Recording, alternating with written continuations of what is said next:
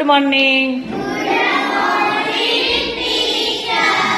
ધોરણ 2 વર્ગખંડની પ્રારંભિક પ્રવૃત્તિ એકમ 6 શણગારીએ એના અનુસંધાને સાદા સરવાળા, વધીવાળા સરવાળા, સાદી બાદબાકી, દસકાવાળી બાદબાકી, આ નવા ટોપિક આપણે શીખવાના છે. આમાંથી વધીવાળા સરવાળા કેટલા આવડે છે? ઊભા થઈ જાઓ, ઊભા થઈ જાઓ. જુઓ, આટલાને આવડે છે. હવે આપણે આજે પ્રયત્ન કરવાનો છે, આ જેટલી દીકરીઓને નથી આવડતા, એટલે 1 2 3 4 5 6 દીકરીઓ માટે 25 માંથી 6 દીકરીઓ નથી આવડતા, તો એના માટે આપણે પ્રયત્ન કરવાનો છે. બેસી જાઓ. હવે એ દીકરીઓને ફટાફટ આવડી જાય એવી હું તમને એકદમ સાદી રીત શીખવાડું છું. કોઈ પણ વસ્તુની તમારે જરૂર પડે નહીં. તો અહીંયા મેં 2 દાખલા લખ્યા છે, બરાબર? અહીંયા 59 છે, નીચે 24 છે, અહીંયા 54 છે અને અહીંયા 23 છે. જે દીકરીઓ નથી આવડતા એને ખાસ ધ્યાનથી અહીંયા જોવાનું છે. આપણે દાખલાની અંદર એકમ અને દશક, તો ડાબી હાથ બાજુ હોય, જમણી હાથ બાજુ એને શું કહેવાય? એકમ. અને ડાબી હાથ બાજુ હોય એ દશક. એ જ રીતે અહીંયા પણ જમણા હાથ બાજુ એકમ, ડાબા હાથ બાજુ દશક. હવે જુઓ, એકમનો સરવાળો કરવાનો, એકમનો. તો ચલો, 4 ને 3 7. તો આપણે આ 7 લખી દીધા, એકમ આવે જવાબ. ચલો, 5 ને 2 7. ચલો, આ છે સાદા સરવાળા, બરાબર? હવે આપણે અહીંયા જોવાનું છે. ચલો, 9 અને 4 13. તો ઘણી દીકરીઓ કેવું કરે, આવડે નહીં ને એટલે આમ 13 લખી નાખે, પણ આ જવાબ સાચો નથી. આ રીતે લખાય નહીં. શું કામ? કારણ કે અહીંયા એકમ અને દશક બે છે, અને આ ખાનું કોનું છે ભાઈ? એકમનું જ. તો આપણે શું કરવાનું?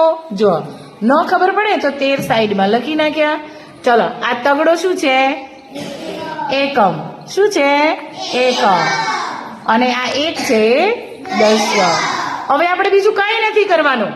એકમ છે એને એકમના ખાનામાં મૂકી દેવાનું. 3 ને આપણે અહીંયા મૂકી દીધા. સમજાય છે ને? હા. હવે આ 1 કોણ છે ભાઈ? દશક. તો એને આપણે દશકના ખાનામાં મૂકી દેવાનો, એકડો. અને ઘણાને કેવું થાય, ઉતાવળમાં વધી ગણે નહીં, સીધા 5 ને 2 7 મૂકી દે. તો આ દાખલો સાચો કહેવાય નહીં.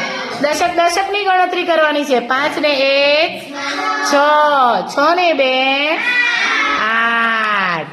તો આપણો જવાબ કેટલો આવ્યો ભાઈ? 83. તો આ રીતે આપણે વધીવાળા દાખલા ગણવાના છે.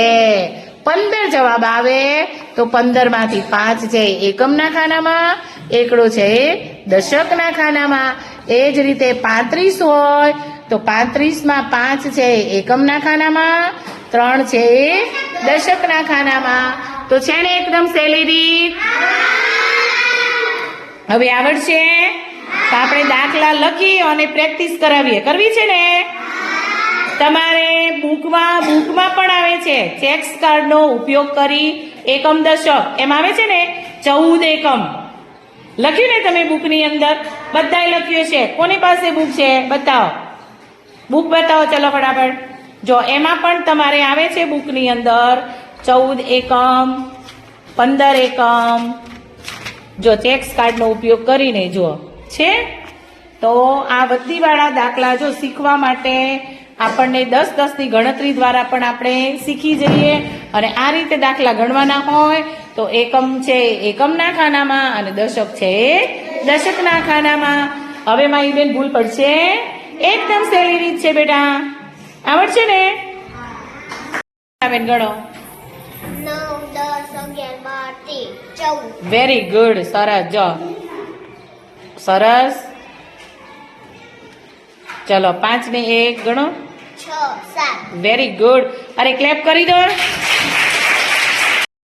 બેન આવે છે, ગણો બેટા. અહીંયા હા, 9 માં 5 ઉમેરવાનેલું. 9 પછી 10 11 12 13 અને 14. ચલો, 14 માં ત્યાં શું લખશો? 4. વેરી ગુડ બેટા, સરસ અને વેરી ગુડ. ચલો હવે 4 ને 1 એમાં શું ગણવાનું આવે? 4 ને 1, 4 ને 1 અહીંયા એકડો આ 4 ને 1 કેટલા થાય? 4 માં 1 ઉમેરો, 4 ને 1, 4 પછી શું આવે? 5, 5 માં 2 ઉમેરો 6 અને 7. લખો. ગભરાવાનું નહીં, ગભરાય વગર સાચો જ દાખલો ગણિત. ક્લેપ કરી દો દેવાંશી બેન માટે.